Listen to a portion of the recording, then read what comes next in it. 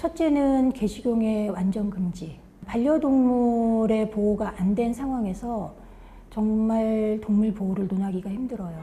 특히 반려동물은 사람과 다른 동물들을 이어주는 가교 역할을 하고 있거든요. 그 가교가 무너지고 있는 상태에서 더 이상의 진전이 현실적으로 힘듭니다. 개식용 문제를 해결하는 게 제우선입니다. 우리나라는 이 개식용 문제가 가장 먼저 해결이 돼야 동물운동이 그 다음 단계 더 다양한 영역으로 확산해 나갈 수 있다는 생각에 개식용 문제가 가장 우선적으로 볼 수 있을 것 같습니다.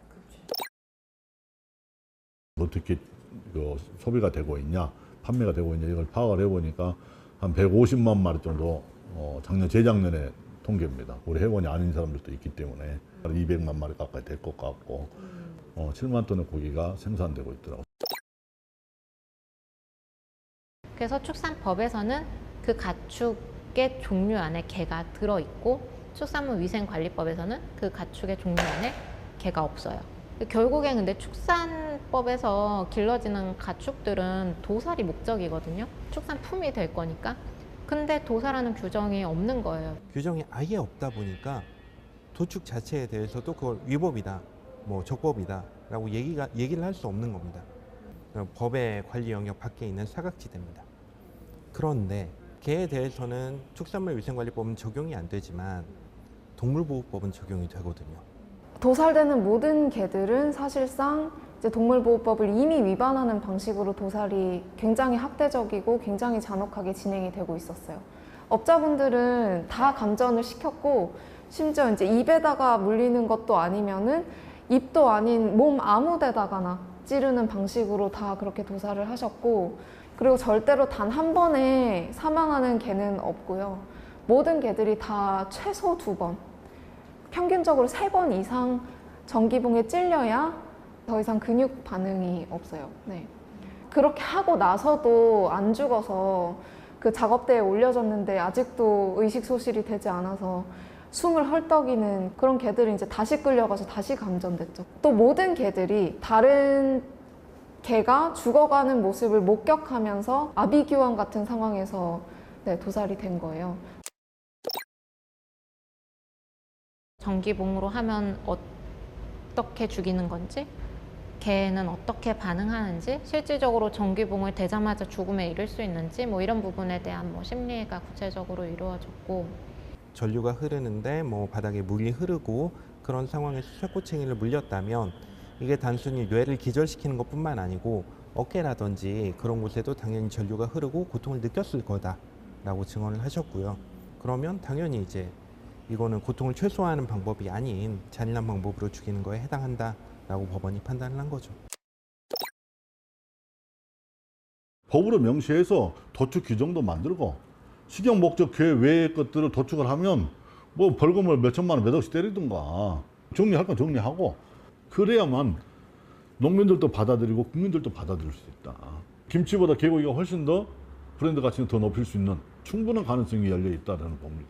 먹을 수 있게끔 하자는 얘기를 많이 하시죠. 먹을 수 있게 하려면 개를 사육하고 도축하고 가공하고 유통해서 조리하는 과정에 새로운 표준이 나와야 됩니다. 근데 이 표준은 한 나라에서 임의로 할 수가 없어요. 세계 동물보건기구가 있는데 거기에서 승인을 받을 수 있는 그런 기준을 제시해야 되는데, 이거를 만드는 것은 사실 기술적으로나 비용 면에서 거의 불가능에 가깝다고 보셔야 돼요. 도축하는 과정에서 어떻게 하면 통증과 스트레스를 줄일 수 있을까라는 방법이 소돼지 닭은 다 있어요. 이 OI의 가이드라인이 다 있는데, 개를 만들려면 이거를 연구를 해야 되는데, 자, 연구를 하려면 학자들을 불러야 되죠. 제가 봤을 때 여기에 붙을 학자는 아무도 없어요. 보통 우리가 소 그러면은 되게 비슷한 모양을 떠올려요. 돼지 그럼 비슷한 모양을 떠올리고, 닭 그럼 비슷한 모양을 떠올려요. 체중이나 또는 몸의 형태나 동작이나 이런 것들이 되게 비슷한 그런 동물들을 대상으로 해서 그 도살하는 그런 시스템이 만들어져 있어요. 그 동물들을 어떻게 의식을 잃게 하고 어떻게 절명을 시킬 거냐 하는 부분을 하고 있어요. 그게 안 먹히기 때문에 10마리 중에 1마리는 의식이 있는 채 고통사를 하는 그런 상황이거든요. 근데 이런 상황인데 개를 한번 떠올려 보실까요? 어떤 개가 떠오르시나요? 어떤 사람은 1kg짜리 치와와를 떠올릴 거고요. 어떤 사람은 70kg짜리 그레이트 댄을 떠올릴 거고요. 어떤 사람은 진도, 어떤 사람은 푸드를 떠올릴 거예요. 1kg부터 70kg짜리 개가 털의 길이도 달라요. 그리고 의 지방량도 달라요. 이런 동물들에 대해서 인도적인 안락사를 고려하는 것 자체가 불가능해요. 개라고 하는 품종은 옛날부터 뭐 전 세계가 똑같습니다. 그 사람이 어떤 목적을 가지고 기르느냐에 따라서 개는 그 목적이 됩니다. 그래서 개를 목적견이라고 합니다. 목적견. 식용 목적으로 기르는 개만, 그 농가에서 생산된 개만 식용개로 해라. 그러면 돼요. 반려견과 식용견과 다르다고 얘기하는 건 본인들이 목적에 의해서 동물을 이용해야 되니까 자기 관념 속에서 규정된 거고요. 이해 당사자가 관념으로 규정한 것이 그게 정의는 아니잖아요. 개라는 존재가 가지고 있는 속성이 인간과 정서유대를 할 수 있는 그런 속성을 가지고 있는 건 그거는 변하지 않는 기본적인 속성이면 그게 정의거든요. 소위 식용이라고 말하는 그 개들이 반려동물이라고 말하는 개들하고 속성 자체가 다르지가 않아요. 실제로 반려견과 식용견을 데려다 놓고 어느 개가 식용견, 어느 개 반려견인가 맞춰보세요라고 하면 못 맞춥니다. 그리고 실제로 그 개 농장에서 구출한 개들을 보면 목줄 있는 개들이 그렇게 많이 있고요.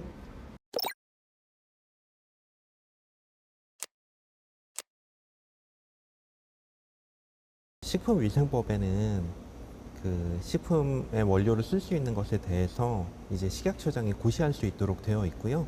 그 고시가 식품공전입니다. 식품공전에 보면 이제 개는 식품에 사용할 수 있는 원료가 아닙니다. 오히려 이제 식품에 사용할 수 있는 원료나 제한적으로 사용할 수 있는 원료, 그리고 사용할 수 없는 원료, 그렇게 되어 있는데 이제 개는 사용할 수 없는 원료에 해당하는 거죠. 그런 상황에서 개를 식품의 원료로 사용하면 그 식품위생법을 위반하는 게 되고요. 그러면은 제 5년 이하의 징역 5천만 원 이하의 벌금에 처할 수 있습니다. 그런데 식약처는 이제 그 부분을 단속을 안 하고 있는 거고, 현재 좀 법 적용을 적극적으로 해가지고 단속에 나선다면 충분히 그 처벌을 할 수 있음에도 그 책임을 방기하고 있는 게 아닌가라고 생각합니다. 국민들한테 먹으면 위해성 있는 작품에 대해서는 이제 그런 식으로 이제 저희가 처벌을 하거나 적용을 할 수 있는데 사실 개를 먹고 이게 위험하다라고 하기는 옛날부터 먹어오던 전통적인 식품이다 보니까 저희 뭐 행정사 입장에서는 개를 좀 움직여주시는 게 낫지 않느냐.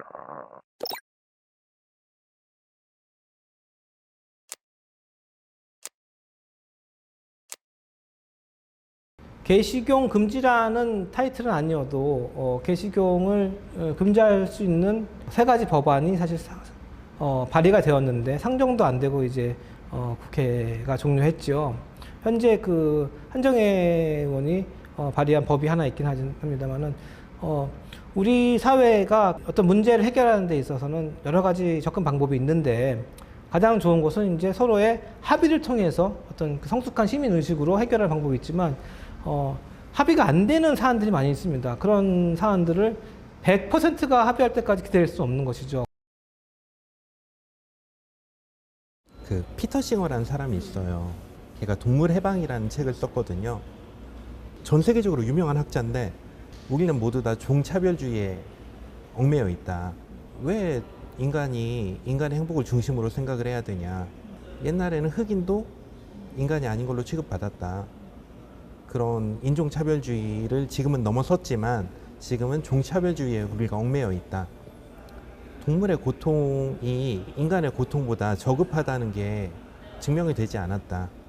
따라서 공리주의적 차원에서 동물의 고통이 최소화되면 그만큼 전체 지구 생태계에, 그러니까 전체 사회의 고통이 최소화될 수 있다라고 얘기를 해요. 개나 고양이 같은 반려동물은 어쨌든 좀 사람들이랑 밀접한 유대를 가지고 있고 그렇기 때문에 개, 고양이부터 이제 그렇게 하자는 거고, 종국적으로는 뭐 소, 돼지, 양 뭐 그런 아이들도 최대한 생명권을 존중하는 쪽으로 나가야 된다라고 저는 생각해요.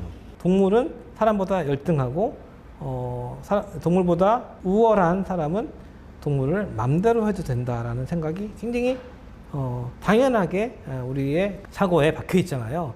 그것을 좀 다시 생각할 때가 있지 않는가. 우리가 현재 당연하게 생각하는 많은 것들은 불과 얼마 전에는 당연하지 않은 것들이 많았거든요. 그래서 사람이 동물에 대한 태도도 당연하게 생각해 왔지만 당연하지 않은 것들이 많다. 1800년대에 동물보호 운동이 있었을 때 똑같이 그 인권 운동도 뭐 장애인, 뭐 여성, 뭐 아동 그 인권 운동이 같이 진행이 됐지. 인권 운동 먼저 다 한 다음에 그 다음에 동물을 위한 운동이 일어난 게 아니에요. 그러니까 모든 약한 소수들을 위한 사회를 추구하다 보니까 지금 그 자리에 간 거거든요. 그러니까 우리도 지금 무슨 동물 복지야, 뭐 인간 복지도 안 되어 있는데 이렇게 얘기할 게 아니라 우리 다 같이 건강하고 행복한 복지가 되는 사회로 가는 게 맞다고 생각합니다.